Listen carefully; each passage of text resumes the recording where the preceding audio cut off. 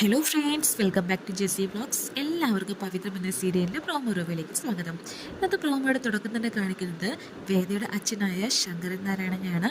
അദ്ദേഹം വീട്ടിലേക്ക് എത്തുന്ന രംഗത്തെയാണ് കാണിക്കുന്നത്. അപ്പോൾ വേദയുടെ സിസ്റ്റർ വന്നിട്ട് അച്ഛനെ വരവേൽക്കാനായിട്ട് നിൽക്കുന്നുണ്ട്. പിന്നീട് കാണിക്കുന്നത് ശ്രീകാന്തിനെയാണ്.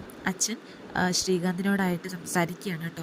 അപ്പോൾ അച്ഛൻ പറയാണ്, ആ ഒരു സംഭവം കണ്ടപ്പോൾ എനിക്ക് വേദയാണ് ഓർമ്മ വന്നത്. വേദയോട് നമ്മൾ ചെയ്തത് തെറ്റായി പോയി എന്ന് എനിക്ക് തോന്നുന്നു എന്ന് ശങ്കരൻ നാരായണൻ ശ്രീകാന്തിനോടായിട്ട് പറയണം.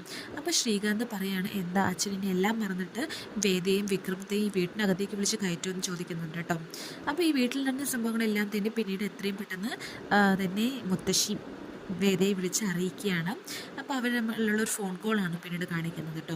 അപ്പോൾ വേദ മുത്തശ്ശിയോട് പറയാണ്, അതൊന്നും വിശ്വസിക്കേണ്ട, അത് അച്ഛൻ്റെ പുതിയ അടവാണ് എന്ന് പറഞ്ഞിട്ട് അത് തള്ളിക്കളയാണ് കേട്ടോ. ശേഷം ഇവരുടെ ഫോൺ കോള് കഴിഞ്ഞതും വേദയുടെ അടുത്തേക്ക് നന്ദിനി വരുന്നുണ്ട്.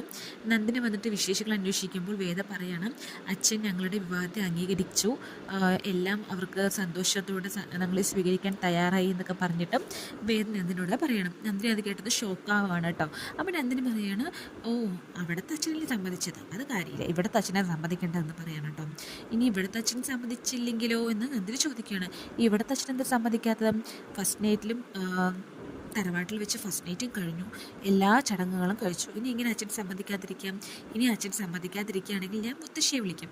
മുത്തശ്ശി വന്നാൽ പിന്നെ അറിയാലോ, എല്ലാം എനിക്ക് തന്നെ അനുകൂലമാകുമെന്ന് പറഞ്ഞിട്ട് വേദ നന്ദിനോടായിട്ട് പറയണം. അപ്പം നന്ദി അത് കേട്ടതും ആകെ ഷോക്കായിട്ട് തന്നെ നിൽക്കുകയാണ് കേട്ടോ. അങ്ങനെ ഒരു പ്രോമോയാണെന്ന് വന്നിരിക്കുന്നത്. താങ്ക്